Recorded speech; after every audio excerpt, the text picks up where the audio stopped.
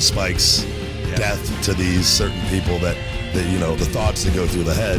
This is the most mature audiences only shit you've ever heard. Period. I hate your fucking guts. From Boston. Broadcasting all over the world. Send the soy boys home. 'Cause we ain't gonna sugarcoat shit. Drop down, let me give it to you. This is the Joe Cronin Show. Now, here's Joe Cronin.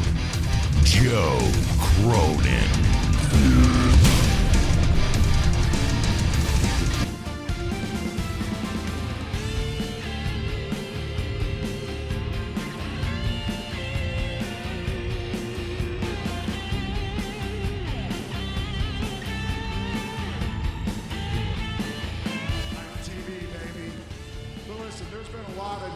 BS that has been spewed this week, right?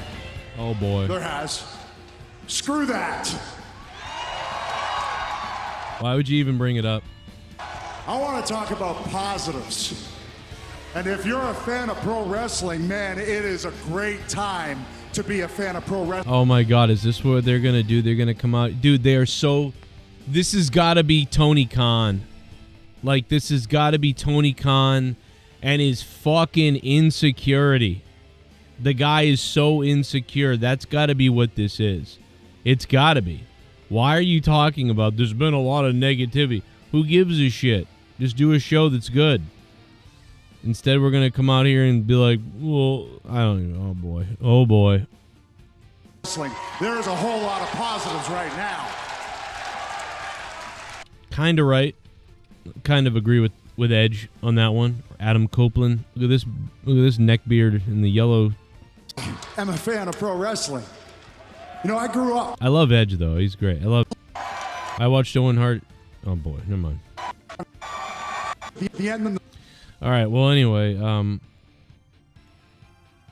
I think Edge has kind of said all this before, but he's getting close to the end, and then here we fucking go again. Leave this. Like, I don't like. And a lot of people didn't seem to understand that, but I looked at the roster and I saw a murderer's row of talent. Here we go again. Here we fucking go again with the, I took a look at the locker room and I realized this was the best locker room in the world. I looked at the women's competition here and this is where I looked at the women's roster and I just saw the women. This is the best roster in the world. Ah! This fucking promo again. I looked at the roster and it's a murderer's row. I looked at the roster and I just knew we were gonna kill it. Okay. Okay, bro. Here we go again with this bullshit. Sorry to disrespect a legend like Edge like this, but I'm sorry, bro. This whole opening reeks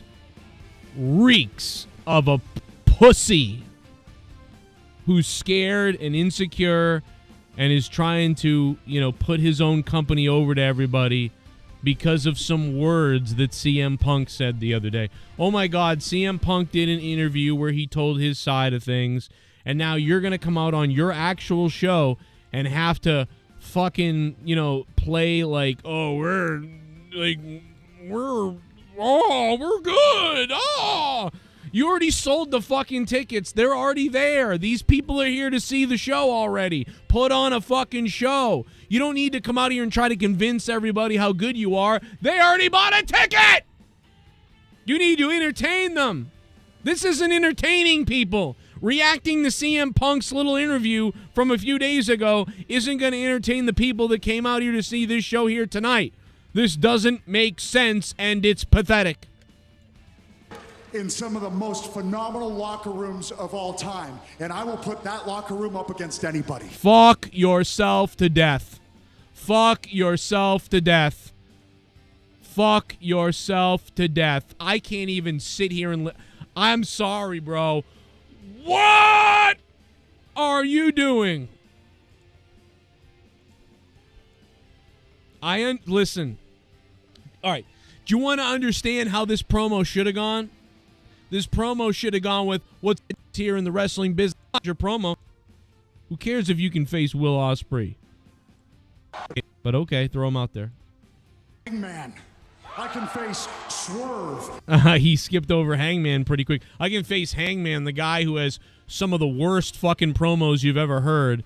It is Night in the Gauntlet. To be the voice of Tony Khan in the company in these weird ways. It's no problem if he's the voice of the company, but it's weird when you're compensating. So I don't know, because he has his own. He's the one in charge of his character. It's faded away, and now it's like, so then Tony Khan, as soon as this chants start, he goes on Twitter and tweets out, "Justified. This is awesome chants." By the way, Will Hobbs versus Will Ospreay in the Battle of the Wills tonight.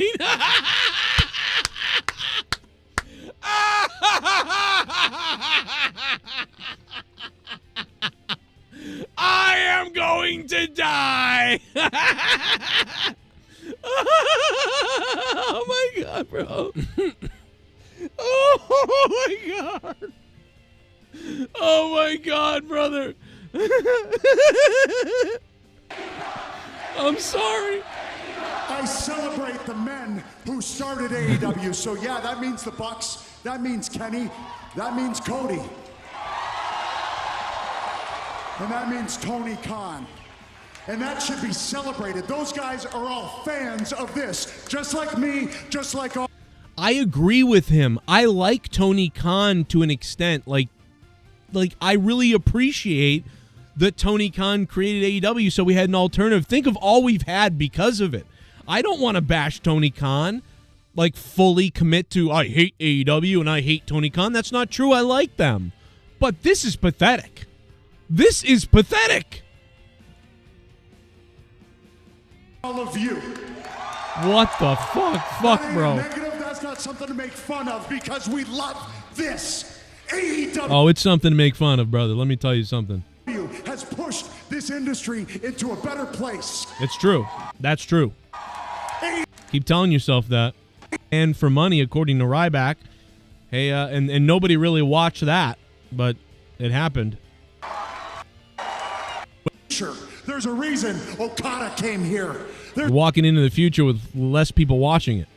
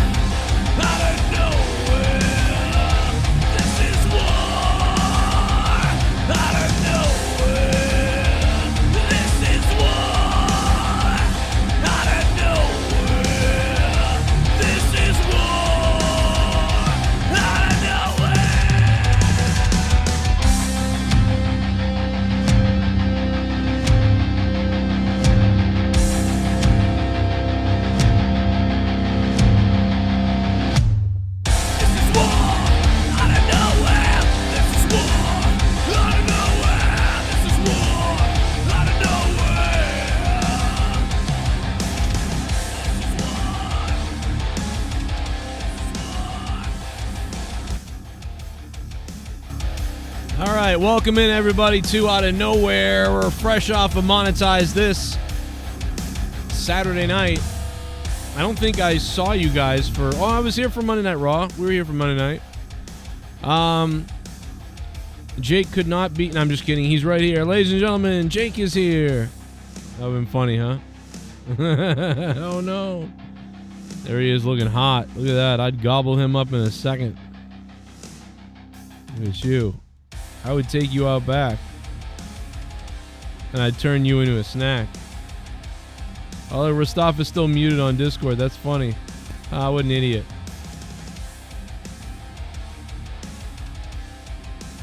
Where's my volume button? Oh, here it is. Yo, what's up, everybody? How you doing? I have I slept a lot today. I cleaned the house a lot, and then I played some Diablo 4 PTR, so I'm clear-minded, and I watched all of AEW. But tonight, the focus is on WrestleMania predictions, and maybe a couple other little news stories. And, of course, you cannot escape the fact that Edge spent 10 minutes apologizing and crying to open up AEW tonight for Tony Khan, which, by the way, the same thing that CM Punk had to do. CM Punk multiple times during the press conferences would defend Tony Khan against the moron media kids who have Twitter accounts. Which Punk admitted to. He admitted to his shortcomings. He said, even my first promo cutting down WWE, I was trying to sound like I belonged to the AEW audience. He is being a hypocrite there. I don't think so. I think he was trying to ingratiate himself with those fans. Even then, it didn't sound like he necessarily... Well, he might have been, but he was doing... That's like me saying, like, oh, you know what? I know I shot somebody and killed somebody, but, you know, I was trying to ingratiate myself to the gang. You know, it's not really me. I don't really... wouldn't really do that, but... I wanted them to all... hypocritical, no doubt. You know what I'm saying? Like, I mean, like, come on. He went out there and was like, you know, we wrestle here, you know, real wrestling. I'm a wrestler again. He said multiple things. Well, that's fine, by the way. If he wants to say, hey, man, that was part of the character, part of what this company is, and part of what I had to say, and part of our message as a wrestling company. But the more and more I was there, the more I realized that despite the fact that they have those attributes, they have also no other business sense whatsoever, and I didn't know that. I had to experience it to find out. Absolutely. And you nailed, obviously, with the opening. I mean, tell me that CM Punk's comments are running through your head without saying it out loud. Oh, wait, Edge just did. Excuse me, Adam Copeland. They really put Edge in that position to make him come out and, again, be the next one to defend Tony. You know, as you stated, listing off the roster, we've got this one, that one, and that one. But I think everybody's kind of realizing we wanted for a long time an alternative, and we started to get that. And AEW still has some great matches, but there's not a lot of reason to watch, not a lot of reason to care about the matches or what's going on in the ring. And good action doesn't equal good ratings, as we've seen for many weeks now. Their numbers continue to fall, so long as they never give, you know, Mercedes or Willow a microphone ever again. Jesus. Horrific to get through. Willow just screeching like a banshee. You're talking about ingratiating yourself with the fans. I think she did the opposite. Say what you want. That made me hate her tonight. I agree. I liked Willow, and then she opened her mouth. I was like, what are you doing? Everybody's a nerd that loved wrestling and always wanted to be a wrestler. Everybody has that same story. We've been going on about it for years. I didn't believe in myself. I watched Shawn Michaels. Exactly. You know, I watched Shawn Michaels and Razor. That ladder match made me want to be a wrestler. You hear it from everybody, and then it just continues on. So this was not a proper way to respond from Tony at all. I would have kicked it off with an amazing match of something you want to see, a real big feud. Oh, wait, they don't have much, so we're going to give them the Battle of the Wills. Oh, my God. Dude, why wasn't Willow in that match? Well, they got to tell Willow and tell these wrestlers, fucking stop. I want all of this to stop. I want... This is the best locker room. I want the women's competition here. I want all those phrases. Don't ever say it again. And don't ever say this. Don't ever say, I didn't know if I could do this, but now I have, or whatever Willow said tonight. All of you wrestlers need to stop being fucking crybaby pussies. All right? What are the kids of the future? Think about what you looked up to. When you looked up to Bret Hart and Shawn Michaels or Hulk Hogan or Stone Cold or The Rock or whatever it was you looked up to, think about those people. Eddie Guerrero when Mercedes Moné. Like, what were all those people doing? They were talking about being the most badass thing ever. They never came out and said, I did not know if I could do this. And on those nights when I was sad and people and I didn't know. Like, they didn't constantly cut those. That's all these people talk about. What little kid is growing up right now and is like, I want to be like that wrestler who said they were sad and didn't think they could make it, but then they did, so I could make it. Like, but it's just like, this is so, we're devolving. We're devolving the fan base and the future of wrestling. Like, what are the next wrestlers going to be like? You know what they're going to do is they're going to cry every match and then shake hands. I mean, what else is left? We're degrading, devolving. They're going to hug each other. They're going to hold a tight embrace for 30 seconds. They'll step back. You talk about the code of honor, Jake? It's going to be the code of crying after the match. They're going to have a therapist come in and they're going to talk about their feelings for the next half an hour. Right. After the match. How did that pinfall make you feel? Yeah. I felt just like I did when I was a kid and my dad yelled at me. But then I looked on the TV and I saw Willow and she was crying on national TV and she was in AEW and she said that she had a dream when she was a kid and she didn't know if she could make it and I didn't know if I could make it either, but here we are. And just like her, I saw her tears that night. I have tears tonight too. And please, here's the other thing. And that's get the feelings out. Go ahead, get the feelings out, Clarence. Go ahead. What the fuck are we doing? You fucking wrestlers are all like, no one follows you. No one's gonna follow weak weirdos. Whatever. Sorry. You're not wrong, and that's the thing, and it shows people are not behind AEW currently. Well, they didn't mention MJF at all, which is interesting. Yeah. I'm still telling you, I would love to see Cody finish his story, and we'll get into predictions later, but just to, you see him finish his story, then you see the lights go out and you hear MJF's theme, since it's royalty free. That would be exciting for Mania. But oh my God. Really quickly, what we got from Dynamite tonight was a whole lot of nothing. I know they're trying to build up to the pay-per-view, but Danielson and Archer, everything felt very random tonight. Yeah. And just kind of thrown together. I'm glad we got to see Thunder Rosa, former friend of the show, but we haven't seen her forever again. And that's the problem with this. It's a lot of start and stop booking. You see none of these people for months, and they come out, and you're supposed to take them super serious. Lance Archer, we haven't seen him forever, it feels like. The guy that they're all going to die or whatever, nobody died again. Yeah, exactly. Everybody dies. Everybody Jay dies. White and Billy Gunn, I guess there's a bit of intrigue there, but the only didn't thing too much for me. Yeah, the ending, the okay. Gun. The Gun stuff made sense at the end with them fighting because they have a big rivalry. But yeah, Billy Gunn versus Jay White I liked it because it was so weird. Exactly, like, but what? people have been saying all week that Tony could not book Jay White any worse than he is now, and this is how Tony responds. This is his hang on, hold my beer, I got this moment. That was what it all was. Look at the wrestling we can do, because that's what they are. That's what Edge said at the beginning. Wrestling. We're going to wrestle the best wrestling. That's what CM Punk said. That's what Cody Rhodes said. Guess what? Cody Rhodes came out, Jake, and said, we have the best wrestling. The ropes aren't invisible. Like all that other stuff. Guess what? He left. Ratings went down. And then out comes CM Punk to say, oh, finally I'm in the wrestling business again. Guess what? He left. Ratings went down even further. And now Edge is coming out, hey, this is wrestling. Guess what? Ratings are down even further. Who else is going to come out and tell me how great or how it's wrestling? Go ahead. Keep telling me it's wrestling. I don't know about you. I mean, the ending with Samoa Joe and Swerve was pretty decent. That I liked. I liked that. That was good. It was okay. It wasn't anything I hadn't seen before, but they did a good job. It's believable from both of them. But I will say this, Joe does not feel like the champion. He doesn't feel like the top guy at this point.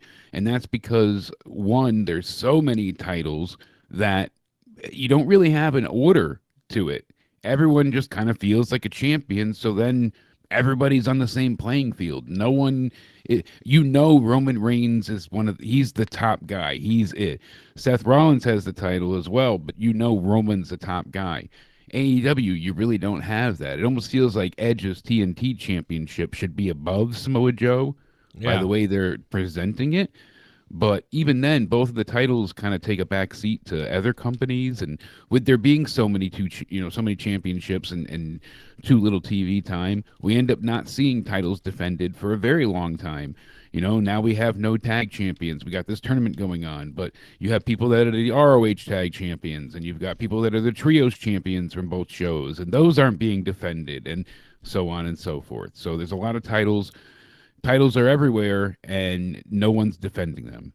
Yeah, really terrible. It's the elephant in the room. We had to get AEW out of the way before we get to WWE because it was what it was tonight. And yeah, I mean, it doesn't feel that they're building in a with the momentum. Certainly, I feel like they're going against the grain and hurting themselves. They had around 3,000 people in attendance tonight. That's actually pretty bad. I would have thought Worcester would have filled out more. It's not great anywhere. NXT's Stand and Deliver show. I mean, granted, that's a pay-per-view version of NXT, a PLE style, but still, they're around 14,000 tickets sold right now, and that's their third company, as we call it. That's their developmental brand, and here AEW can't sell 3,000 tickets in Massachusetts. Yeah, they really honestly they didn't promote well because they didn't promote well. They were just in it. Boston for the big business show. They go to a lot of the same markets over and over again, or at least in the same areas. And it's like, well, how many people that went to Boston show are also going to buy tickets for the Worcester show? Why didn't they promote that? Why didn't they stand in the ring and say, "Hey, Boston, we're going to be in Worcester in 3 weeks. So check out the tickets because I want his ass that night." Why in Boston didn't somebody why didn't they plan something to say, "Hey, Boston, in 3 weeks we'll be in Worcester and I'm taking on this son of a bitch in a ladder match," or something like that? Why didn't they do that on TV and promote a match and have a build, or you're coming back, it's near Boston. It's 40 minutes outside of Boston. Rhode Island goes to Worcester. Massachusetts goes to Worcester. New Hampshire people go to Worcester. I mean, it just blows. There's a lot of things. Let me play a donut. Yeah, absolutely. I've been going to wrestling shows for over 30 years. Never in all that time have I ever felt, until last Sunday, that my security, my safety, my life was in danger at a wrestling show. Love your show, Joe. Just moved into your side of town. Hope to meet you someday. I have a girl you can meet. She is real sweet. Can we eat Little Debbie's? Or just talk about kids? Ugh. Leonard the Kitty Kisser. That's creepy. What the fuck is my side of town either, by the way? I hope you didn't. Yeah, that's Under the Tracks. I guess so. Yeah, Tony Khan is, bro. My life was in. That was when, if you didn't know what side you were going to take, do you lean more towards for CM Punk, the guy who says AJ Styles is a racist, or do you lean more towards a guy like Tony Khan? Whose side do you take? And I left it up in the air, kind of. I'm like, I don't really know. I feel like it's Tony's fault because of the Bucks and everybody, and Tony obviously can't be a man and a leader. So I feel like that's the case, but I wasn't sure 100%. But now I know. Now I just know now because Tony Khan told on himself. It wasn't what CM Punk said. It's what Tony Khan said by saying that, I was scared for my life because of CM Punk. First of all, I didn't believe that. And that made me go, what the fuck are you talking about? But it was slam dunked a month later or whatever it was when Tony Khan said, "We have the safest wrestling company in all of wrestling." Well, how can that be when you're scared for your life? So you told on yourself. Tony Khan told on Tony Khan. Nobody else told on Tony Khan but Tony. It wasn't Punk. It wasn't nobody else. He did it to himself. He's a fucking nutcase. I hate to say it. But, so I believe Punk now. Which is weird because I don't always believe him either, but I don't think he's innocent, but good Lord. Tony Khan. Punk was never innocent in any of this, and I think that's kind of the thing that got lost in the shuffle with some of this discussion too. It's like nobody's great here, but out of both sides it kind of seemed like Punk got screwed a bit, and you could label him difficult to work with, even though that didn't seem to be the issue for most people there. it certainly had an air of, like you said, all right, let's wait until the facts come out. And now hearing from essentially both sides, or as close as we're going to get, a lot of it is just that, a mess. Tony was not a boss. It started with the stupid rumors with, oh, did I get somebody fired and they're no longer going to be able to work here? Is that true? Is that not? And everything that happened with Colt Cabana. Tony Khan should have came out then and been like, no, Punk didn't do that. That's not true. Shot it down. Right. That's the problem. Once that was shut down, never would have went on from there. Essentially, if it did, should have handled it. He told Tony many times, you handle it or I will. And right. Punk handled it. And I like how Punk says, oh, well, I choked him. I tried to do the right thing by not punching him in the face. And, it's like, all right, he didn't want to leave permanent damage or cause any problems in the sense of giving him a black eye. Well, I think Jack bumped him. In a chokehold. I think Jack bumped him. I think he got right up and bumped him, and then Punk went, oh, yeah? Chokehold, like immediately, instead of punching him. That's what I think. But also, here's the thing. You're really that triggered by an interview with a bald-headed idiot who's named after a fucking mermaid, okay? This guy who's named after a mermaid did an interview with CM Punk, and you had to spend the first 8 minutes saying, like, we're really good, guys. AEW's good. Just ask us. And what kills me is that Brian Alvarez is sitting there explaining. He's like, no, we didn't spread any misinformation about the Colt Cabana story. We made sure we said things the right way. And then Dave Meltzer chimes in. He's like, but I did say the story. Like, Dave just admits that he fucked up and told misinformation. So there's Brian the whole time in this clip. It's classic. That's awesome. Just trying to defend themselves. And then at the very end, Dave's like, well, I did report it. I did say it. Like, it's oh, God, it's so perfect. Classic Dave. But, it just kind of really all falls in place now. It makes sense. They misreported the facts. The Elite believed it. And then from there, it just progressed to be this hostile, toxic working environment. You know what it reminds me of? People didn't like each other. It reminds me of my show from especially years ago. It literally reminds me of my show. We had other people on my show, co-hosts and people who would come on and stuff like that. And there was these outside, just random viewers who would talk shit places and do things. And they would hit up co-hosts and people and say, hey, man, when Joe says this, he's taking a shot at you. Or, hey, dude, this guy's saying this about you. Or, hey, he should pay you. Or, hey, and just people in people's ears. And then people freak the fuck out. And that's what the thing is, I never freak out really because I get what people are doing. I don't give a fuck. But I've seen I've seen other podcasters, I won't name the other wrestling podcasters, but they've fallen for the bait so hard that they've come at me before, and I'm like, dude, what are you talking about? I didn't say anything about you. But they don't understand how the game is played. But that's what AEW is dealing with. They're being triggered by shit because they're fucking stupid. And it's hilarious, kind of, but it's pathetic, too. But whatever. Anyway, that was AEW, and they don't know what they're doing. But before we get to WWE and we change, tunes really quick with the predictions, if you can, I sent you the video. Just play the last 5 seconds. I'm telling you, the audio is so perfect. You got 30 seconds of Brian just defending himself feverishly, just being like, no, this is not what we did, and I stand by it. And then Dave just comes around like, no, I did it. Like, it just, it kills me. But it's just too perfect, but like you said, having Edge come out and be the rah-rah cheerleader certainly did not help tonight, and we'll see what the ratings end up being. But the ratings for Raw this week were at 1.783 million viewers, so good for them. A little bit less than last year's viewership, but up from last week. So last year at this time, Raw was doing 2.26 million viewers. So it's about 500,000 away of a difference. You figure the go-home show for Mania usually draws a pretty big crowd. So I don't know if they're disappointed with this number, but it also seems like less people are watching TV and a lot more. But they had The Rock advertised, I think. Yeah, The Rock was advertised to be there, and I'm curious to see the breakdown more from the segments, but we'll see what that has to say. But yeah, I mean, for the WrestleMania 40 Fallout, we ended up with 1.783 million. Not an awful number, but probably not what they were hoping to get either. Yeah, that's shocking. This is the packet. What is this? Oh, Reddit. Some Reddit thing. Okay. And the idea that you and I reported this whole Colt Cabana thing and that we were the genesis of all of this, that is absolutely 100% not true. And that story was all over the internet long before we ever talked about it.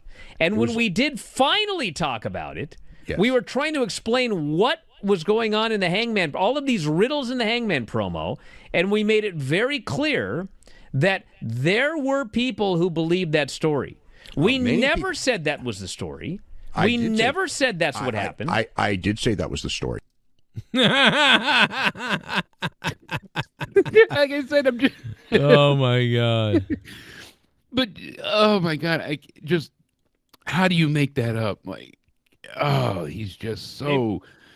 That's just too perfect. Now Brian maybe Brian didn't say it. Maybe Brian believed that. I don't think Alvarez ever did. I think he was trying to be straightforward, but it was Dave's weekly newsletter that said a lot of this stuff about Punk and Cabana, and he admits to it outright, saying that he spread false information that started the entire Brawl Out scandal. It all came from Meltzer. That's awesome. Keep doing it, Meltzer.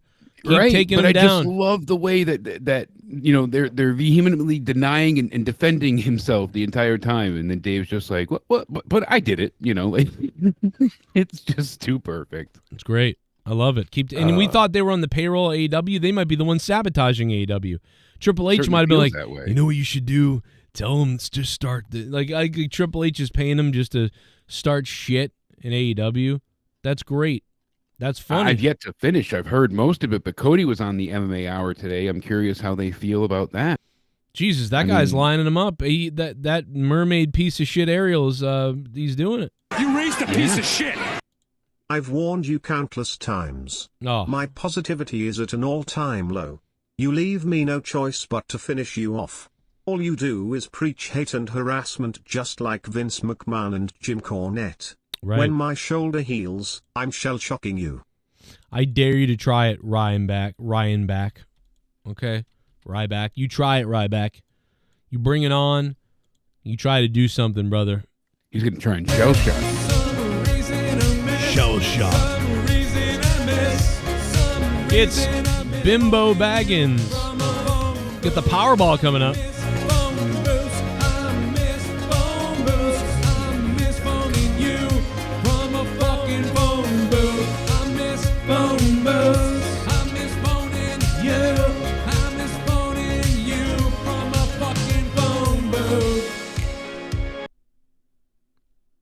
The worst thing about AEW is if its single match is predictable.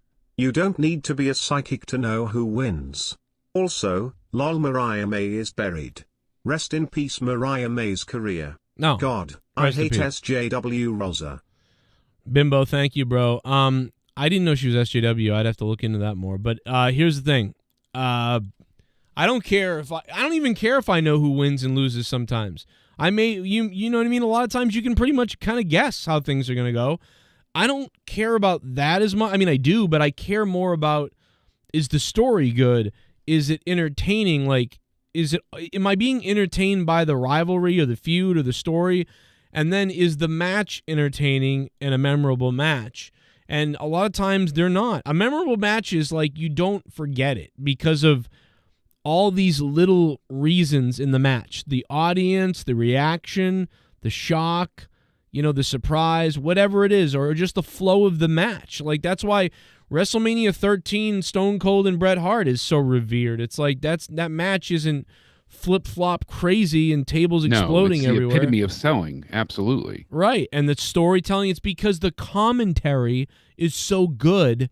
The two guys in the match are so good. There's a buildup of a story, and then they executed that in that match. Like, there's so many factors. It all hit.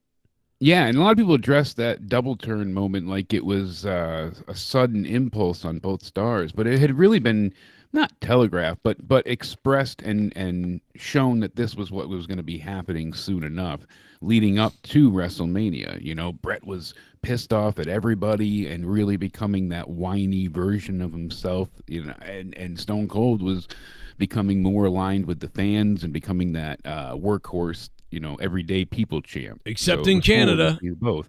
Yeah, and one was an ass kisser, and the other, when not in Bizarro world, and they were able to really tell this, like you said, amazing story with all this emotion and some great, some of the best selling we've seen in ages, and just all of it, the lead up, the build up, the finish. Ken Shamrock, every bit of it was like perfect. Right.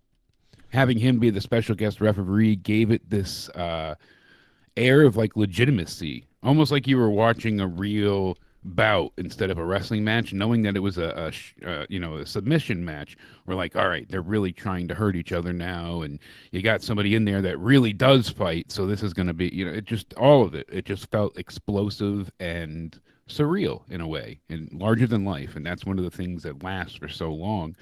They need more stories. Well, let's. Do you want to do the predictions for WrestleMania? What are we doing? Yeah, night one or night two? Night one. We've got both nights pulled up here, and I'll be talking more with NXT with Spaz at some point. I know he wants to talk NXT, so I don't know. I know you're not following much with that. I haven't been following NXT as loyally as I once did, but this Stand and Deliver does look like it's going to be good. The card there seems interesting for sure. So I'm certainly excited. And one of the things I did want to mention too, and not to sound like an anti-AEW WWE fanboy here, but really the thing I do have a hard time with right now, you saw Edge tonight, and I'll forever call him Edge. He looked into the camera to say Malachi Black's name. He really wanted to put that point home. And he looked into the camera again when he said something about like the best wrestlers in the world. That was like those two times. So obviously he's trying to sell the feud with Malachi Black. And this should be something great. Also, those are all Punk's guys, Malachi and Brody King. So yep. There's been rumor that, they're going to be punished. So maybe that's why he mentioned them too. Exactly. So you never know. Are they going to, be on their way out? Are they going to be just never seen on TV? You don't know what's going to happen going forward. Maybe that was Edge. Maybe there is a question, because I'd been hearing, we had heard not that long ago that they were worried that there was some kind of backlash because they were friends with Punk, because the Bucks and everybody have that control. So I wonder if Edge threw out their names almost to protect them on his own. You never know. When you look at it, look at the people that he's friends with. We have hardly seen most of them in action for a while. House of Black, FTR. Yep. CM Punk guys, where are they? Where is all the people that are CM Punk guys? Not on TV. So is Edge protecting them? I don't know. It certainly is possible. Very It kind of weird. seems that way. And with everything that Cody was saying today, he's like, I really think that everything that happened with the Elite was just coming down to misunderstanding. They just were on two different planes of existence, and they really didn't get a chance. But he said that he never considered returning to AEW before re-signing with WWE. And he said it's not a negative towards them. And he's like, even though I didn't win at WrestleMania 39, I was in the spot I always dreamed of. And here's the thing. It's like, he's right. And that's exactly it. You look at Kevin Owens. Everybody wanted him 2 years ago to leave WWE and go to AEW. You had the tease of the Mount Rushmore in his Twitter profile. I was still around on your show. That's how long ago this was. And he went ahead and kind of teased it himself here and there, but he re-signed. And what did he do? He had a main event match with Stone Cold Steve Austin, and then he won the tag titles with his best friend the following year against, the Bloodline.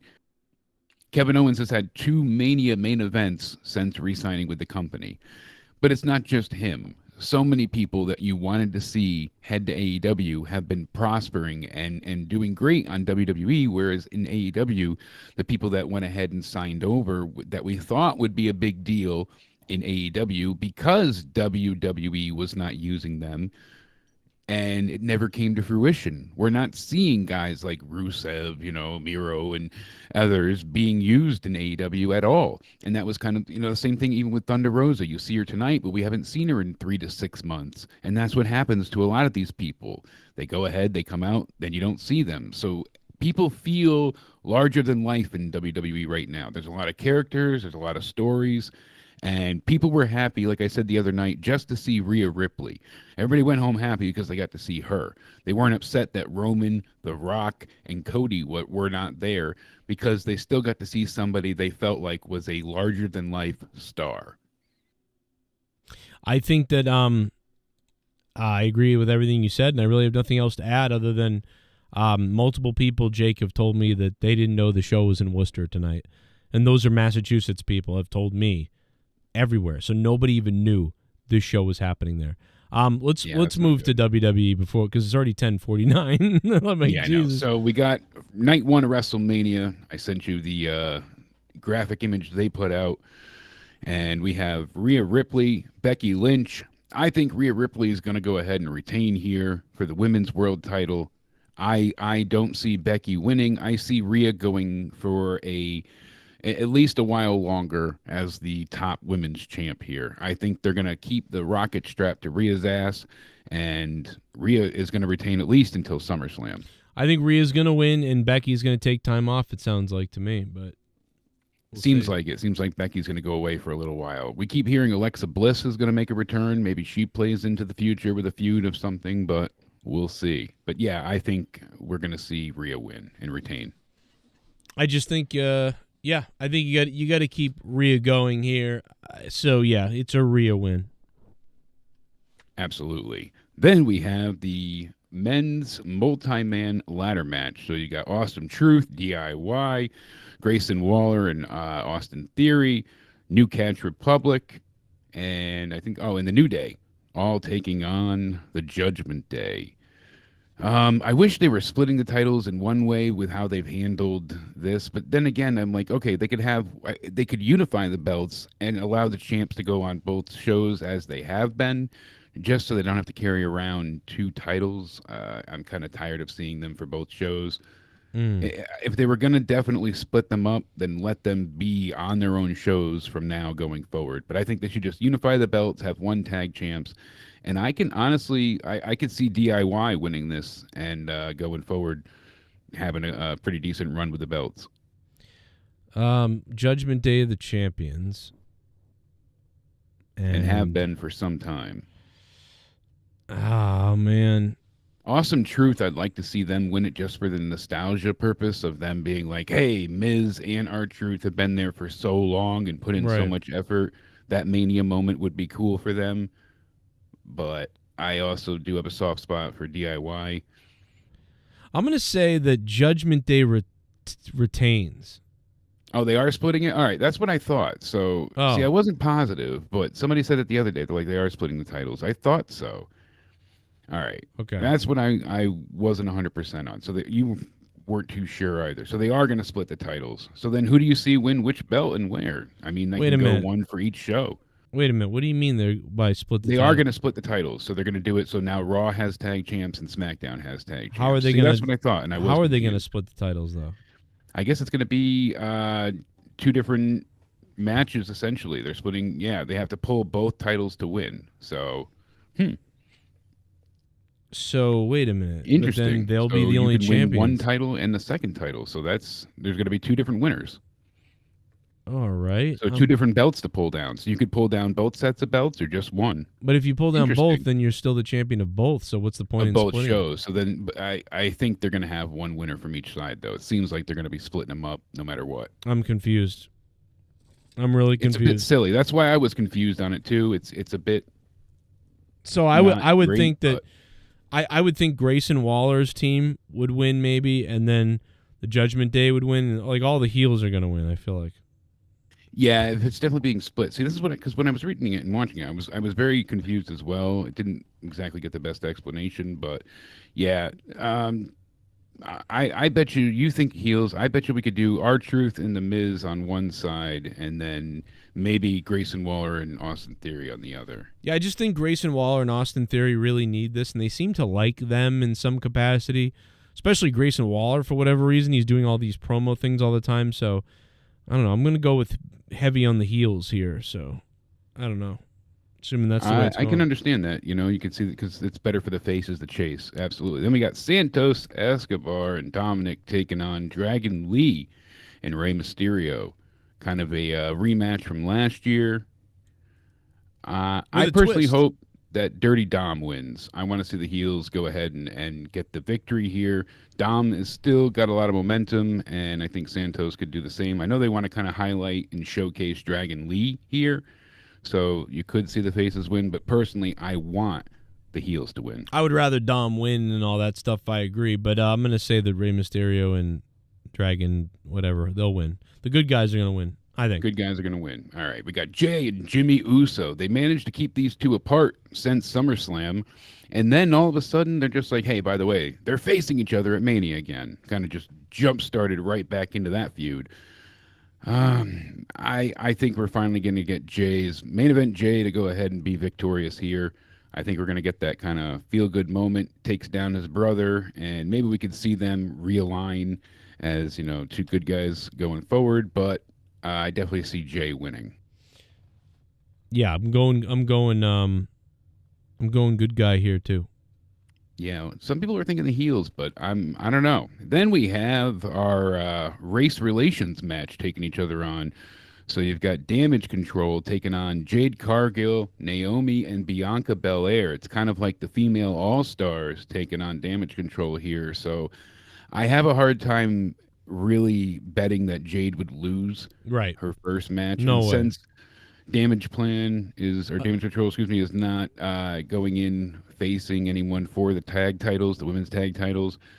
If they're not on the line, they can afford to lose here. So, yeah, I think the faces win. I mean, yeah, you know, Naomi could take the pin, and then maybe Jade would blame her, so she beats her up, and then Bianca's got a problem with that, and so now Bianca and Jade have a feud. So that could happen, but I am going to say, yeah, Jade's team victorious in a fairly quick match. You know, 8 minutes or less for sure, I think, but we'll see. Absolutely. We'll take a break real quick. We're going to play a couple donos real quick. Here they are. Super Chat Party. We got Botch Club. Jake DeMarco and Joe Cronin Nation, I acknowledge you. We must acknowledge Botch Club. Speaking of Botch Club, I can't wait to go on Instagram and take a look because tonight we had some botches at AEW, so Botch Club's probably going to have some of those on the Instagram as they approach 60,000 followers on Instagram. Unbelievable. By the way, former co-host of the show, Jaron, he's like approaching 50,000 subscribers. Pretty crazy. He gets more. You raised a piece of shit. Baked. Hey, what's up? We are 3 days away from night 1 of WrestleMania. Get fucking hype. What up? Honest question. Do you think this has the potential to be the best WrestleMania of the past 20 years? If not, what do you think might hold it back from reaching that level? I think the importance, the star power of the other matches. I honestly, we thought that this was going to be one of the biggest WrestleManias. We were so pumped. And honestly, it's got a lot of good, sort of nice, like mid-card stuff going on. But it's pretty good. It would be, here's the thing. It would be better if you could take this card, right, and you could trim it down to one night, right? Like if you could get rid of the Escobar Dragon Mysterio match, get rid of the Jade group match, get rid of I don't know, like the Bobby Lashley match. Trim some of these off. Get rid the ladder match. I guess you could have maybe open. And instead of, what is this, 1, 2, 3, 4, 5, 6, 7, 8, 9, 10, 11, 12, 13. Instead of 13 matches, you have like 8 to 10 matches somewhere in there. And you could really have a pretty solid Mania. But spreading it out, listen, it is what it is. I don't know. I just think that excitement level for the Rock and Cody Rhodes and Seth and Roman is at a pretty high level, like a 9 out of 10 level, maybe 8 out of 10, something up like that. What every other match after that feels like okay, that match is happening. Pretty decent. There's names. A lot of these don't have that must-see, anything can happen feel to it. There's only a couple of bouts that could really go either way. I could see Roman retaining. I could see Cody winning. Both sides, coin flip. So that makes a really huge intrigue for the main event of night 2. Yeah, I'm not positive either. I'm not invested in Jay and Jimmy Uso like I feel like I should be. I'm the exact same way. I'm totally. That's what I was trying to say before. The idea of it is what's interesting. Like, okay, brother versus brother, that'll be nice, but it doesn't have the buildup of Bret Hart and Owen Hart. Like they had a No. much more. Undertaker and Kane. Yeah, we don't Yeah. have that feel to it at all. It didn't get currently, and personal. we should. Yeah. It really should be this personal feud. But like I said, they just stayed away from each other for months on end after Jay was cost his title match by Jimmy for really no reason. It was kind of an odd breakup for them too. And then, a swerve for swerve's sakes. And then they just had it on Raw. Hey, I'm going to come out and I'm going to challenge you again to Mania. Right. Okay, that was it. That's it. So it should have been feel more personal. Doesn't feel alive. I mean, there are some decent stories here. I like Sami Zayn's story with Gunther. That's the next match up. We have the Intercontinental Championship. Gunther reigning supreme for many, many days now, going up against Sami Zayn. Does Sami take down Gunther? I mean, we've seen Chad Gable training Sami. What do we get? Do we get the sudden victory for Sami Zayn where he is the new Intercontinental Champion once again and he defeats Gunther's historic IC title reign? Or does Gunther keep marching on to a better opponent? I think they're going to give it to Sami. I think for all his work in the company and the WrestleMania a few years ago that he had that was so good, was stupid with Miz and Jackass and all that, and just all these other things, and the run that Sami had, but he never hit. Unfortunately for him, LA Knight came in, Cody came in, and it all kind of took away his real big run that he had going on. So I think this will be him finally winning a title and, being able to celebrate that. So I think, and Gunther's he was already, also champion during the pandemic too, so that was kind of hard on Sami as well. He came back in with a belt trying to be the real champ. And the IC title. Oh, I didn't know he had it. When Sami was the IC champion, I didn't even remember that. They did that. Yeah, they did that storyline where he was the real champion because he left, but then they went ahead and they stripped him of the title essentially. But then he came back saying he was the actual champion, and he never really got a great IC title run because of the way everything went down with the pandemic and booking and all these different issues. So sure, it would be great to see Sami I didn't remember that. Exactly. It was so not memorable. Yeah, like Alex said, it's going to be a Cinderella Man story. I can see them going that way, but there's a part of me that wants to say Gunther, not to be the outlier either, but because I could see them holding on and making Chad the one to beat him at SummerSlam instead.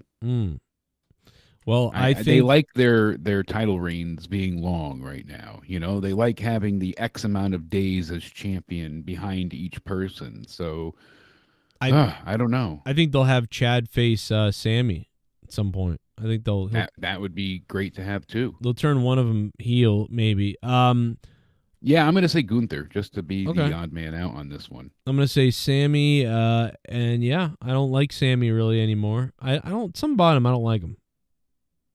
I do, but I'm not as in love with his character as I was when he was leaving the bloodline. I also mad because I wanted Chad. I would rather Chad Gable have this match, and I want to root for Chad Gable like a lot, but I don't want to root for Sami. And I also know Sami Zayn's like a piece of shit in real life, so like it irritates me. So I'm like, I just can't root for Sami, and so, but I think Sami's gonna win though. So okay, I get you. And then we have the main event of night one. So we go ahead and we see. The bloodline, the tribal chief, the final boss, Rock and Roman. They're going to be going ahead and taking on Cody and Seth. I am actually going to go ahead and say, I've mulled this one over back and forth, and I said, all right, well, Cody will win, obviously, and Rock gets pinned, and that's how they fight, but I don't know necessarily it'll go that way. I think they want to stack the odds against both men here. So I think they want to beat on Seth so it looks like he can't retain the next night. And they want to beat down Cody to make it really look like he's not going to beat Roman, even with the bloodline rules. So I think they're going to lose the tag match. Yeah. I think Rock and Roman are going to win here. And then we're going to see the next night what happens. Is it going to be the ultimate interference? What do we get out of it? So I agree, and I think I'm thinking the Rock and Roman. I think they're going to do everything they can to make it seem like Cody's going to lose, and I do think he's going to lose this. I think he might even take the pin. I think Cody might take the pin in this. He very well might. And somebody will probably cheat to do that, but it will still happen. So, yeah, The Rock and Roman are going to win. It's going to be bloodline rules. That's what this whole thing is about. So that's what's going to happen. I think they want to set up the no disqualification to Yes. lead into the ultimate WrestleMania 40 payoff. And probably, we'll get to. I mean, really, we should have saved this for the end because it's part of the next part. But we'll get there. Absolutely. So then we have next night, opening match, Seth Rollins taking on Drew McIntyre. I think Drew is going to win, absolutely. I think they're setting up Seth to be destroyed from the night before, or they have the bloodline also get involved in this one as a, hey, you shouldn't have gotten involved in our business kind of thing. Because Drew has been saying all along, I told you to not worry about that. Pay attention to our match. You should be paying attention to me. You've seen Drew, kind of be planning and plotting in the background with this slow, basically justified heel turn. Plus, they got to get the belt off of him so he's ready for Punk. Yeah. So I absolutely think that they're going to have Drew win here, get his big reaction, and then do we get a cash in? Ooh, that's a possibility of the century now, isn't it? There is a possibility for a cash in. That's true. Do we get Damian Priest to finally, after having that belt for almost a year, does he beat down Drew and, just go ahead and Drew wins and then, look at that. We get the cash in and then, but that's kind of heel Drew. So I don't know that we see the cash in now. Or does Damian go to cash in the match, and that's when Drew goes ahead and, takes down, and Damian Priest doesn't successfully cash in his Money in the Bank briefcase. There's a lot of possibilities. Yeah, I'm going to say they might hold on to it for the Raw after Mania. Yeah, I'm going to say no cash in. No cash in, but Drew just wins, and that's it. I think Drew's going to win clean here. I don't think he's going to have to cheat. I think Finn is not, or not Finn, Seth's going to be so beaten up from the night before that's going to be the story they're telling. His back is already bad. His knee is bad. And now, because he had the match the night before that he didn't need to have, he didn't need to get involved, that's going to be the story. Yeah, and he's probably going to take a break, maybe with Becky, as they both take time off potentially. They could. Then we have, coming up after that, we've got the bathroom break match. Karrion Kross and friends taking on Bobby Lashley and friends. I think we're going to get the heels to win here. Karrion Kross and AOP will take down Bobby Lashley's team. That's the worst match of WrestleMania. Maybe yeah. The least built, the least intrigued, the least memorable. Yeah, certainly. Karrion Kross has not been good. Bobby Lashley's stock is dead. AOP has not been very good. And the other two, Private Party or whatever they're called, the other ones. The Street Profits, yeah. The Street Profits have just gone to hell. You would think Matt Hardy's managing them. No doubt about it. Yeah, they are the knockoff primetime players. The stock is gone. As far as I'm party's concerned. over. So yeah, I think Party's the heels win, and that's all we get here. Wow, it would be pretty senseless to have the heels form this new badass stable just to have them get destroyed quickly. Man, I don't even know that happening. I could see the thing.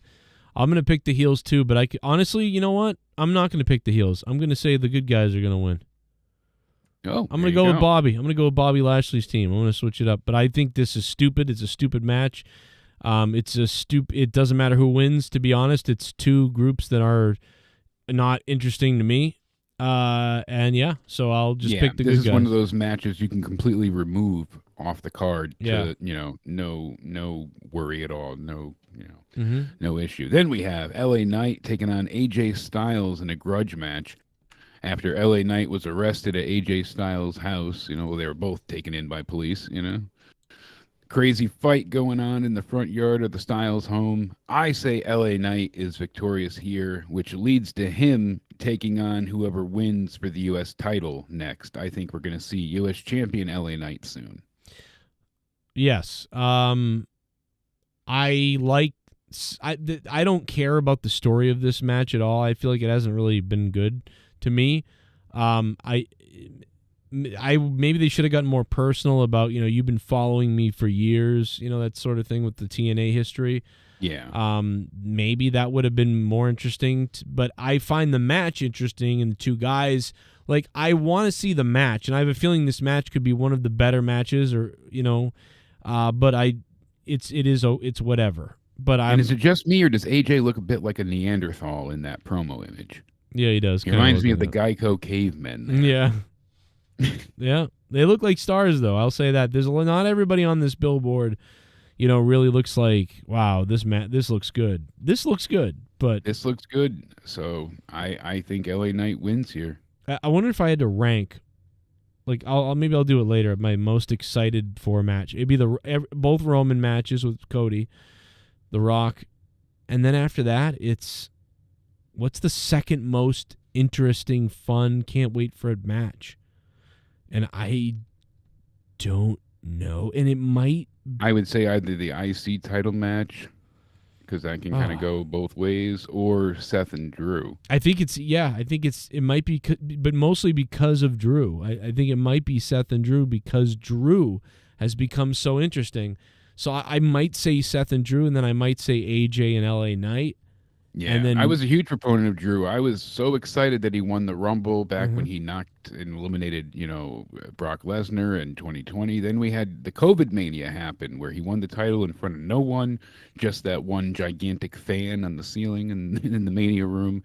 And then from there on out, it was just the Thunderdome and whatnot. So I'd love to see Drew finally hold the title in front of fans. He's earned it. It's certainly a long time coming. Yep. It would be exciting. I think that's one of the more exciting that matches. He won the Rumble. And then we have Kevin Owens taking on Randy Orton and Logan Paul. Triple threat. Logan Paul defending his U.S. championship. Honestly, I think Kevin Owens is going to win here. A bit surprising for my thoughts, but I think they like Logan Paul as champ, but I think they're going to have Orton get pinned, and in this way, Owens and Orton can continue the feud post-Mania, at least for one pay-per-view. Right. I would say it's a triple threat. I want to say Logan Paul retains. I'm gonna. This is hard. I think Logan Paul will retain.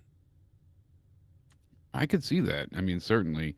Or I mean, with what they've done with him so far, the Prime sponsorship. I don't know though, dude. This is a big setup. They're behind him. This is definitely a setup for a bad guy to lose, though. But the fact that I don't know Orton and you know what? Oh God, this is so hard. I'll say Randy Orton wins. I'm gonna pick Randy Orton. All right. And then maybe Logan Paul wins it back or something. I don't know, but. Yeah, because he did, as Jar announced, SummerSlam is in Logan Paul's hometown of Cleveland. They did announce that earlier. He got to announce it on his podcast. Oh, that's right. So. SummerSlam. Yeah, I mean, I guess he could face Randy for the title to win it back, but. Or he can hold on to it till then. Yeah, he's going to hold on to it. That's too crazy. And they love what he's doing because he's bringing so many people to the to WWE. Oh, God, this is hard. Randy doesn't need it. Owens doesn't need it. It doesn't make sense. So I'm going to say Logan Paul retains again. I'm going to stick with that. I think you're right. I'm going to stick with Owens, but I think you're right. I think they're going to have Logan Paul retain here, especially if they do switch the belt with Gunther or Cody. So, and then we have Io Sky taking on the Women's Royal Rumble winner themselves, Bayley. I think Bayley wins. I think this is pretty evidently obvious. They have taken down Bayley in Damage Control for a while now, and Io Sky will be defeated. Easy as that. I think Bayley will come out maybe to her old entrance with the blow up things or some kind of like with the Bayley buddies. Yeah, back. So she'll come out normal and then bring back the Bayley buddies. Yeah, that'd be a pretty cool entrance for her. Yeah, I think she'll bring back the Bayley, and she may not fully go back to what she looked like, but you'll be some kind of hybrid. Yeah. Cross between. Yeah, I think maybe even like she could come out to that at first, and the blow up things come out, and then after that like some new thing plays, and she comes out, and she's got a new thing. I don't know, whatever. It doesn't matter, but like something to throw some interest into this to start it off because I feel like they need something. But either way, yeah, I'm gonna say Bayley. Yeah, Bailey, since the injury, she. But not really, if man, I'll tell you what, the matches are in this order. I don't know, because that means this is like a bathroom break type of match, and I would think the heel would win then before the major championship match, the big main event. But yeah, we'll see. I think it's kind of that's the one guaranteed story they're telling is that Bailey's going to win there. Yeah, it feels like it. So maybe that will open the show. I don't know. Yeah, she can come out for just that night to her old song too or something. I mean, it all works out. But regardless, she's got that cake. She's going to defend it. Then we have the undisputed WWE Universal Championship. The main event of night 2, second year in a row. The once in a lifetime, twice in a lifetime match. We're getting Cody taking on Roman. And like you said, so I think night 1, Cody loses. It's going to be Bloodline Rules match. And my fantasy booked idea, the way they hung on to and showed John Cena and Stone Cold on that production truck could not have been for nothing. And Punk admitted that they didn't even have him locked down, and Triple H already started adding in teasers before they even talked to him. Triple H kind of likes that mindset. He likes Easter eggs. He likes to throw things in. He did it with Bray. He did it with, repeatedly now. He likes to put in little things. So having Stone Cold and Cena there on the side, and how do you have WrestleMania 40, the 40th anniversary of WrestleMania, as they're calling it, which again bothers me, but they're going to go ahead and manage to have this huge match without Cena, without Austin. So here's my thought. They're gonna do Bloodline Rules comes down to the end of it, and they are going to come out to help even the odds against the Bloodline. I think we're going to get, because The Rock's going to come out there and start whooping on Cody Rhodes and kicking his ass and kicking his ass. And it's Cody, Bloodline Rules. Yeah, Bloodline Rules. It's legal. And Cody's got nobody left to help him. Seth's destroyed, and Jay's already been beaten down. Or even if they're there, they'll be outnumbered or whatever. Exactly, yeah. And then the glass will break. And I think that will lead to Cody winning, and we're going to see Cody having his arm raised by Austin and Cena as the night goes out. Yeah, I think they're going to hold him up on the shoulders like Bret Hart at WrestleMania 10. Yeah. I also think that they're basically gonna do the Mankind 1999 Worcester, Massachusetts ending, which again, like with the glass and the John Cena and everybody's coming out now and The Rock and oh my God, the Bloodline, and they're there and they're gonna whoop them off like you said, and that will leave Cody alone with Roman for like 3 minutes or 5 minutes to have the rest of the match even, so Cody wins clean. That way nobody helped him win, really. They just helped him not lose. And who doesn't want to see The Rock get stunned one more time? Right, at WrestleMania. It could happen. Yeah. Oh, come on. That stunner cell is still when he bounces around the ring like a pinball. It's great. And he used to do it too much, but now he's older, so maybe it'll be just right now. The way now it'll be not quite a slinky. And then he can show Kevin Owens how to do it again. Yeah. So, yeah, I think we're both exactly on the same page of that booking. So we're both in full agreement that Cody will win in the end. Way. But they'll really make it seem like I think they might even a couple of times make you think he's, here's where it's going to happen. Oh, no, it doesn't again, and it's going to be crazy. Yeah, I think last year's loss was the payoff of this year's going to be the payoff of last year's loss. They want to build the crowd into such a state of disbelief. So and do you I really think it's going to be that way. I wonder how they do it too, because if if Stone Cold will come out and then Cena will come out all separately in these weird ways, I don't know. It'll be really interesting, but they could definitely do it, and it'd be really great if Hogan could come out too. Did you see Hogan looks good? Saw him on Twitter the other day. Yeah, he keeps saying how he's available and wants to do stuff, and you never know with Hogan. What would be good for Hogan? They did this recently with somebody. Who was it? And maybe you'll remember. Somebody did this recently, and I don't remember if it was in AEW or if it was in WWE, where somebody's music hit and they came out halfway down the ramp and then they beat somebody up or stopped somebody, and then that was it. They went to the back. But it was like, wow, that was cool because they didn't get in the ring and come all the way and whatever, but they beat someone at the ramp. I want to say it might have been the Rumble. Does anybody know what I'm talking about? It was within the past 2 years, and I feel like it was this past year, where like somebody came back, like an old person, I think, and they like came halfway down the ramp. I remember the Big Show coming out and not going all the way down to the ring. No, it was... Like he was just at the top of the ramp limping, and I almost think it was the Rumble, but it was something like that, where somebody came to the top halfway down the ramp and was like, "We got him right here," and then they beat them up, and it was like, it might have been AEW. Somebody has to know what I'm talking about. And so that could happen where like they're running away and then Hogan's music comes out and then he starts punching them and boom and like and that's it. You know, it's just oh yes. Oh my God, T's got it. Isaiah how do you say your name? Is that Isaiah? It's Savio Vega. It was Savio Vega. Absolutely. Yeah, I was gonna say at the Puerto Rican show Backlash because that's it. They had everybody come out, and Bad Bunny still has show like, was the best that? entrance. That was the Backlash show in Puerto Rico. Oh, Backlash in Puerto Rico. Yeah, that was it. Yep, he got it right there. Yep, you nailed it. Honest to God, that was the only thing that I was thinking Ishati. Was everybody coming out in Puerto Rico, but I was Savio Vega, baby. I was marking out for Vega. I was like, Savio Vega, man. He did the big kick too, the thrust kick or whatever. Yeah. Oh my God. The ring. That's right. It looked great. I love that Savio whole Vega. show was amazing. The crowd was incredible, and now they're gonna have Clash at the Castle Saturday, June 15th in Scotland, Glasgow. Again. And he'll be champion probably.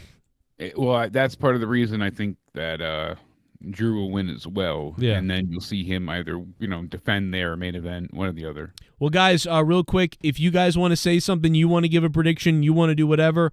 Use the super chat down below or use Streamlabs pinned to the top if you guys like the show or you want to say something or you want to do something. I'm going to play the donations right now and hear what you guys are saying about all this stuff. Now's your chance to get it in now's your chance to get it in, basically. Hey, Bullfrog is a moron. AEW Crybaby. Scissor me, Joe! I thought AU has ranked and wins matter. Mercedes gets a title shot. This company is a joke now. I won't be surprised if they don't get a TV after their contract is over.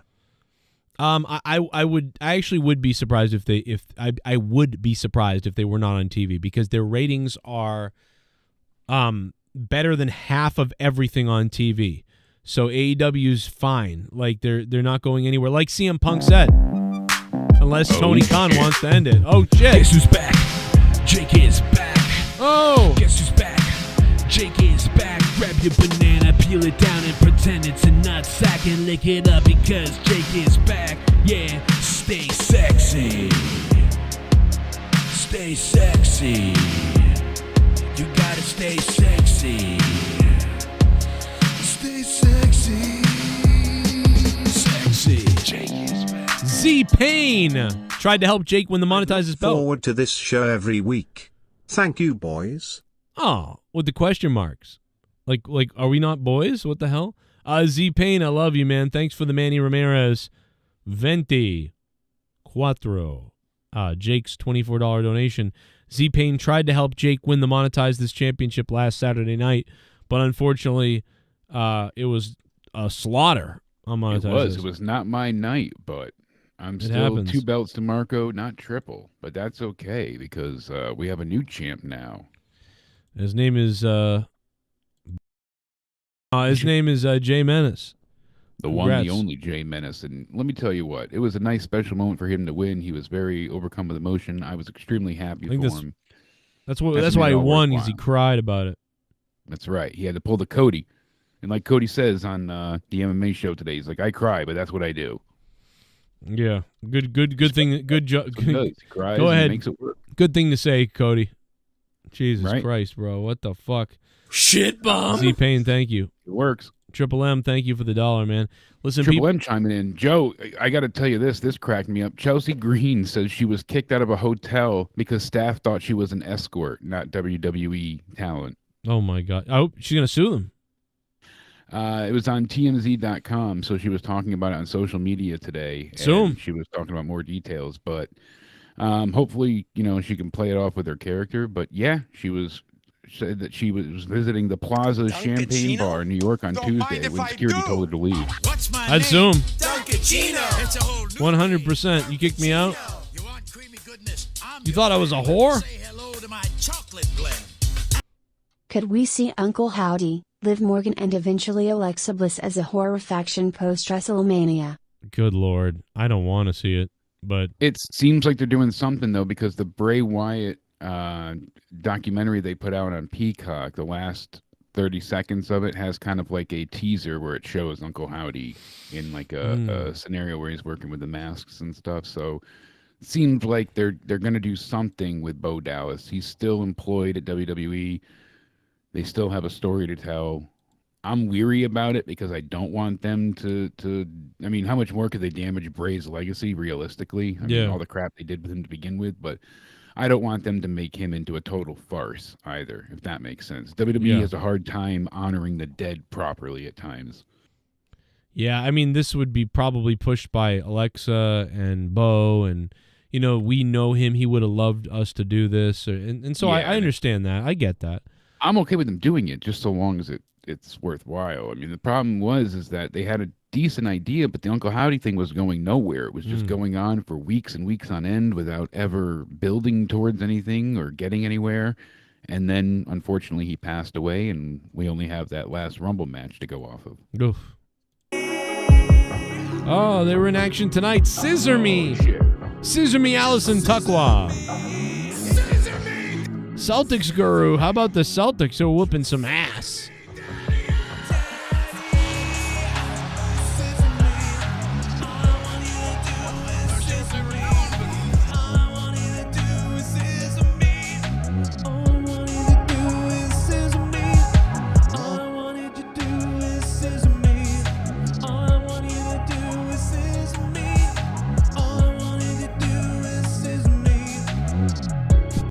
Why won't it let me donate you? It says I am a trooper and it's great trooper for 7 months and it won't let me donate you and it's in grade.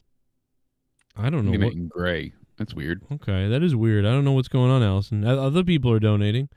Also, Allison, I don't know if you knew you even did this, but Allison, you became a patron for like $25 a producer, Allison, on Patreon. Thank you, Allison. I don't know if that's what you're talking about, but thank you, Allison, all the producers on Patreon. We got questions from patrons, too, earlier. $9 for a fuck. Someone donated 9. I'm getting hard. I got 9 inches inside of your wife. $9. I'm shooting my semen to the ceiling. I'm coming and my balls have turned blue. $9. Suck my dick. I will be at a monster truck show Saturday, so I'll miss half of night 1. Wow. I think Bailey is coming out to Paramore. I want to see if Roman wins We Riot sign on Sunday. That is so weird. Paramore, that'd be awesome. I mean, I like Paramore a lot. And like I said, I think she needs a different sort of entrance and whatever. So, yeah, that would be actually pretty cool. Gerald Armstrong. That's the way to go. You. Saturday. Hey, Bullfrog is a moron. Weekend. I hope a monster truck goes into the fans. Thank you, Gerald. What if Finn Balor turns on the Damian Priest and he's the one cashes the real briefcase on Seth Rollins because he's one that hurt him when he had the title? Because when they changed the briefcase to the purple one, Finn kept the green one. That would be... That's funny. I don't think that's possible, but that's funny. XXX porn XXX. That would be something. I'm telling you. Like I have the real contract. I think it's more likely that Balor follows him out and then screws it up for him, and they get in a feud. Could, and especially since they already lost the tag titles, yeah. Mm-hmm.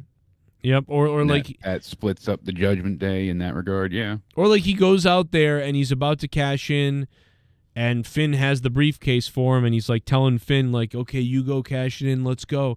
Then he goes in the ring, he gets knocked out or he gets whatever, and then Finn hands it over anyway, and then later he's like, why would you do that? You know, and there's a lot of different things that they could do, but it feels There's like a lot of cool stories they can tell. It's just a matter of it coming across good. Oh, shit. Z-Pain not done, baby. $9 for a fuck. Someone donated 9. I'm getting hard. I got 9 inches inside of your wife. $9. I'm shooting my semen to the ceiling. I'm coming and my balls have turned blue. $9. Suck my dick. Don't sleep on the Red Sox this Joe. Yeah, I mean, you know, they're showing us something for, you know, how in disarray they are. Z-Pain, no doubt about it. I'm keeping my eyes on the Red Sox and the Bruins and the Celtics and the Patriots. Well, we'll see what they do this year. So, you know, I don't know. But thank you, Z-Pain, man. Love you, bro. Thank you so much, dude. Z-Pain, the Beast tonight. That's it. We're caught up on the donations. That's a wrap. Last thing I wanted to say was, did you hear about this Ronda Rousey story that came out? Oh, yeah. She hates today? it. Oh, the G-string thing? Yeah, it's with Drew Gulak. Certainly interesting. I mean, he's claiming that he went to go shake her hand, and when he went to go and grab her hand, he grabbed her drawstrings on her sweatpants. What the fuck? Who cares anyway? What is she talking about? But she says that he came over and just grabbed the strings on her pants. It was basically like trying to pull her pants down, was like the guise of what she was going at. But the whole thing is just very weird and bizarre. It's an odd story. So Drew Gulak, who's like a lower end on the totem pole in the company, Ronda Rousey's now working in the company. This big star named Stephanie loves her, and all these people love her.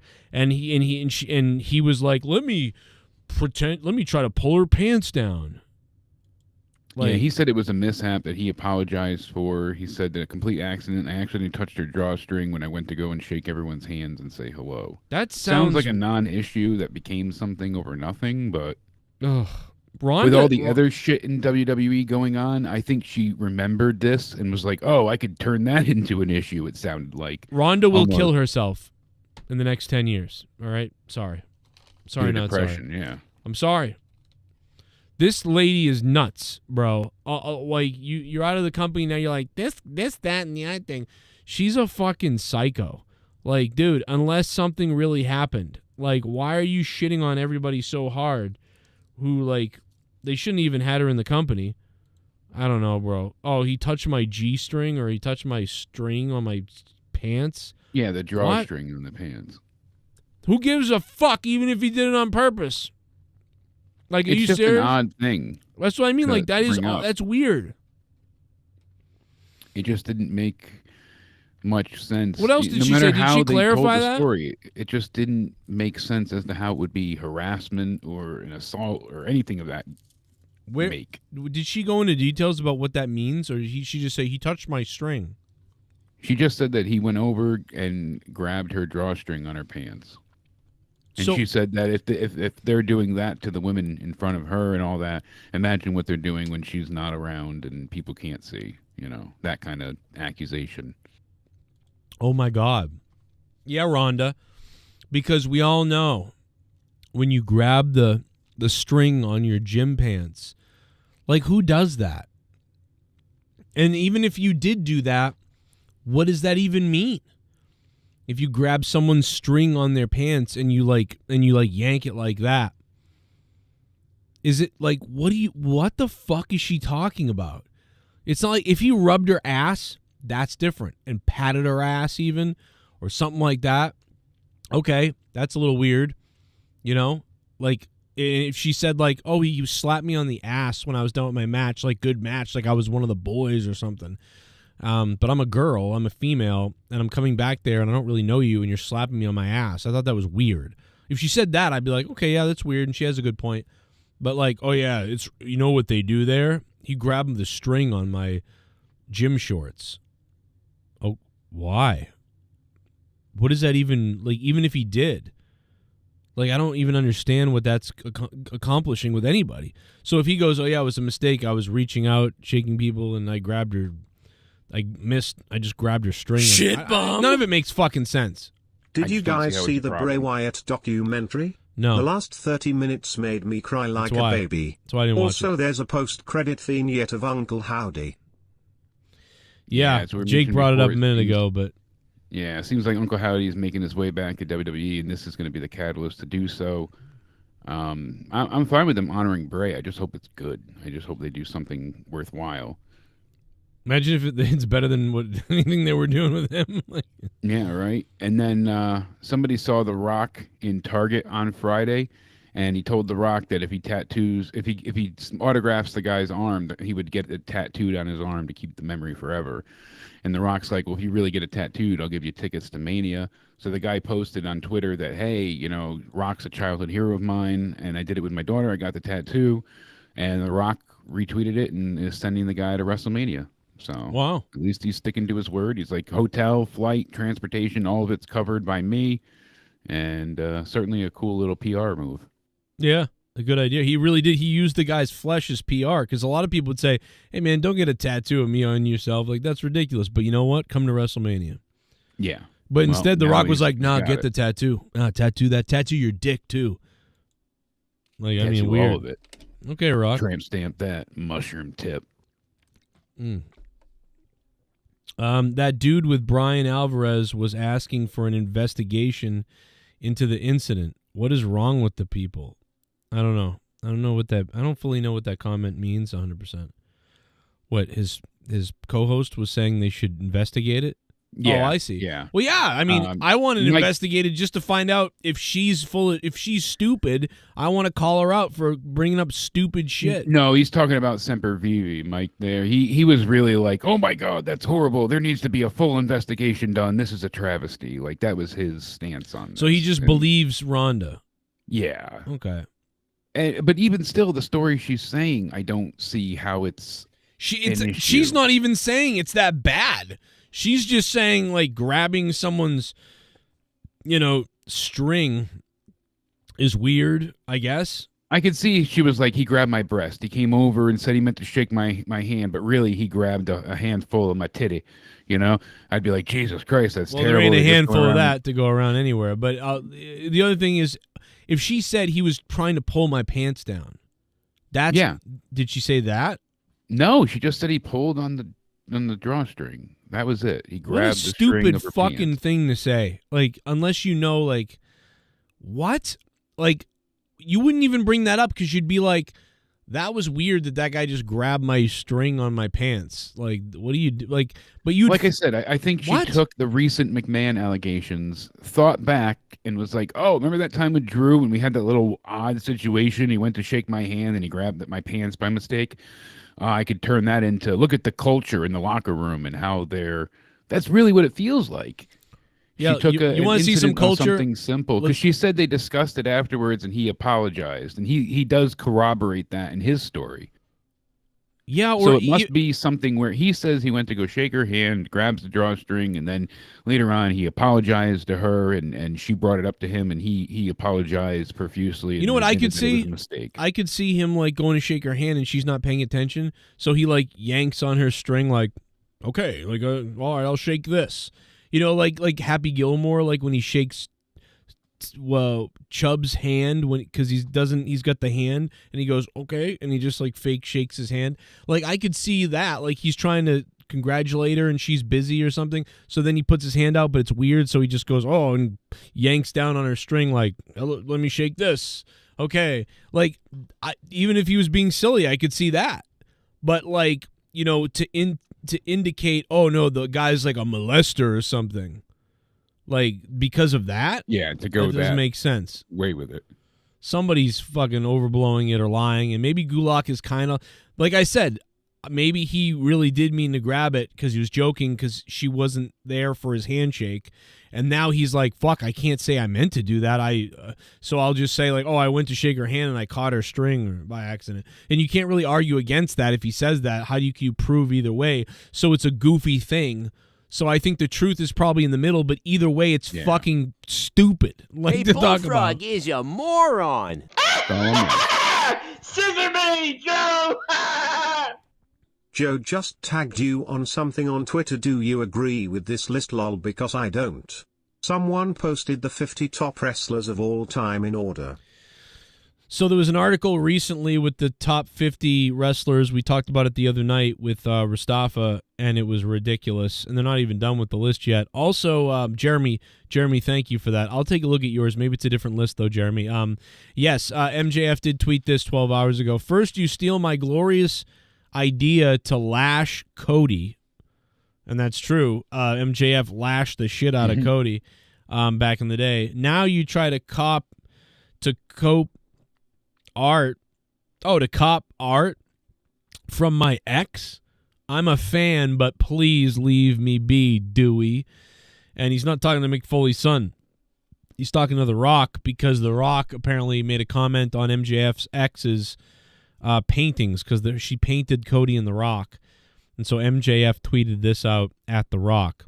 So, yeah. I don't know. Interesting. And then you got Ronda going on talking about how she's the greatest fighter that ever lived. Yeah, see, I'm telling you, she has CTE. I'm worried about Ronda. She's talking the way a crazy person kind of talks and doing crazy type of things. And why doesn't the WWE want to work with her? Why doesn't she want to work with the WWE? Makes me think that she's crazy. I am telling you right now on April 3rd, 2024, I am concerned for Ronda Rousey's mental health, and I'm not kidding. We'll see what happens. Not kidding. Whatever you say, I'm worried. I wish I wasn't, but I'm worried about Ronda Rousey mentally. And the one that she retweeted, Naomi Rosenbaum, that is MJF's ex. Yep. Ex-fiance, so. Pretty hot. Yeah. I mean, she did a hell of an art piece there with The Rock holding on to Cody's bloody face, but. She has PMS? No, she has brain damage. Probably both. I feel bad for Ronda. I think something's wrong. So, I don't even want to say anything, but I'm worried. I'm actually worried. That's about it. We're going to get out of here. Jake, any last words? That is it. Tomorrow, you guys can go ahead and watch the Bump at 12:30. So they've got also a live Fanatics auction going on tomorrow. And then on Up, Up, Down, Down, they have their live WWE 2K24 gaming tournament. Friday, they've got a special episode of the Pat McAfee Show with the Chief Content Officer, Triple H, and a host of other superstars. You got WrestleMania kickoff at 5. Then SmackDown is going to be live on the grandest stage of them all. And then after that, you've got the Hall of Fame induction ceremony at 10 on Peacock. And then Saturday, of course, you have NXT Stand and Deliver at Eastern. That's going to be noon Eastern, 9 a.m. Pacific. Then WrestleMania begins at 5 p.m. Eastern that same night. And then, of course, Sunday, you have night 2 of WrestleMania. So definitely a busy next few days. I feel bad for Collision having to go live while WrestleMania night 1 is on as well. Yeah, I don't know why they would do it. So rest in peace to AEW. Nobody will seems care. Like a waste. It's a waste of time. That's going to be that rating. Boy, that Although, what do you rating's do? bad. Concede and go ahead and say, "Oh, we're not going to have a show this week," because then it makes it seem like you're. That's true. But there's ways to do it. They could have done something else. Yeah, I mean, you're right. Listen, I'm wrong. Rating. I'm wrong. You put on your show. You put on your show that you're going to put on. I have way less of a problem with doing the show you're supposed to do on a Saturday night than coming out tonight to spend 10 minutes to cry and talk about how you really are a good wrestling company, all because a guy whose name is a mermaid's name from a Disney movie did an interview with CM Punk and it hurt your feelings. So weird. AEW, so weird tonight. The way they opened the show. They closed the show well, but they opened the show pathetically. That's it. Jake DeMarco, you're a beast, bro. You're a beast, baby, and I'll see you this Saturday live. It's going to be fun. The Joe Cronin Show, our covering of all WrestleMania goodness will be live for the review and everything else this weekend. I'm looking forward to Saturday night, baby. There won't Hell yeah, we're gonna have a good time. be a WrestleMania monetize this. So That's right. Episode 451 to monetize this, the live WrestleMania edition. I'll probably just do WrestleMania review and not even call it monetize this. But it'll be monetize this to us in our heart. Yeah, in our hearts. It's Saturday night, But that's it. Thank you guys for being here. We'll see you then. Jakey Poo, thanks for being here, man. That's about it. All righty. I hope everybody has a good night. Diablo 4 PTR. I tested it for a couple hours today. They made some really good improvements. Diablo 4 looking a lot better than it was with the PTR. Still isn't right though, but it looks a lot better than it was. It's almost like you could have just paid attention to Diablo 3, Guess who's back? Oh shit, a late dono. Oh my goodness. Guess who's back? Jake is gone and I'm still here and it's the donation. C Pain. Stay sexy. Stay sexy.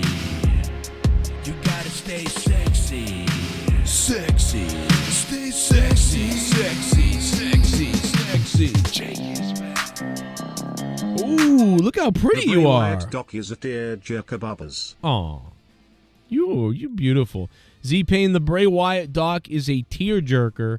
That's exactly why I can't watch the Bray Wyatt documentary. I can't even believe he's dead. Like, he was just wrestling. He's younger than me. And Bray Wyatt's dead. And that was months ago, and I just can't believe it's real. I don't get it.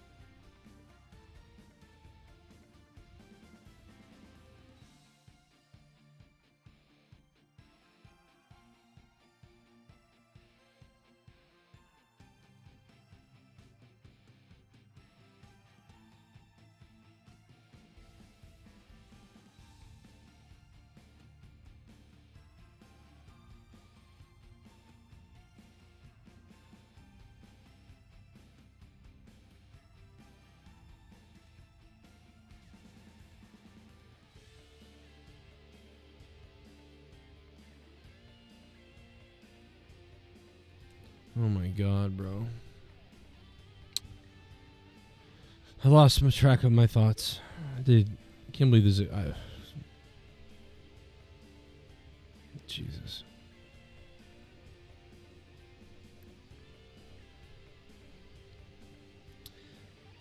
Oh, thank you, Z-Pain. Unfucking believable.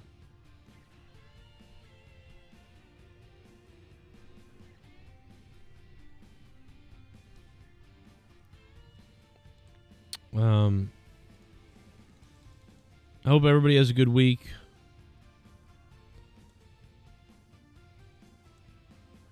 Yeah, Sting retired, and then they couldn't even get Darby Allin over because he breaks his foot.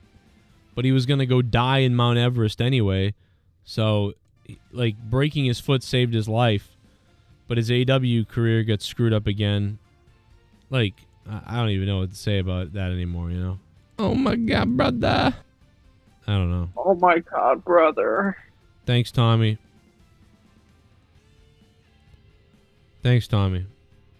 Oh my God, brother. Good night, everybody. Oh my God, brother. Gay porn. Gay porn. You know why I call my kids fuck trophies, right?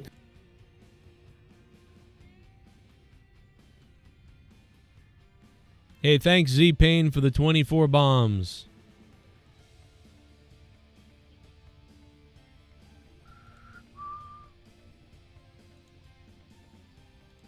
I'd say Z-Pain is the top dog of the stream with those donos.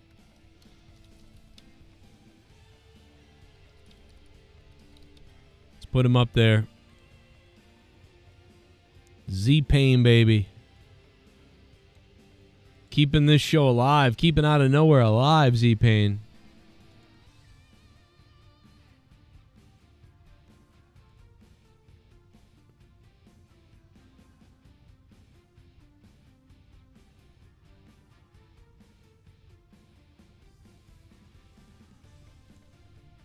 We might even do another one next week because of Z-Pain. Thank you, brother. Good night, everybody. We'll see you. Hit that like button and let me... Oh, shit, man. I forgot to read... Well, you know what? We're going to do a video Friday. I'm going to put the questions from the patrons on the video on Friday because we missed them. I'm sorry. We'll get them on Friday. I'll put out a video of me and Jake.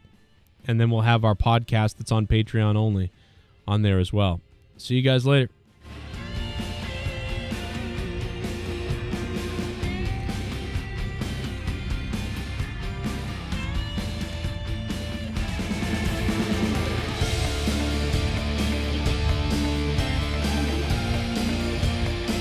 Oh my God, brother.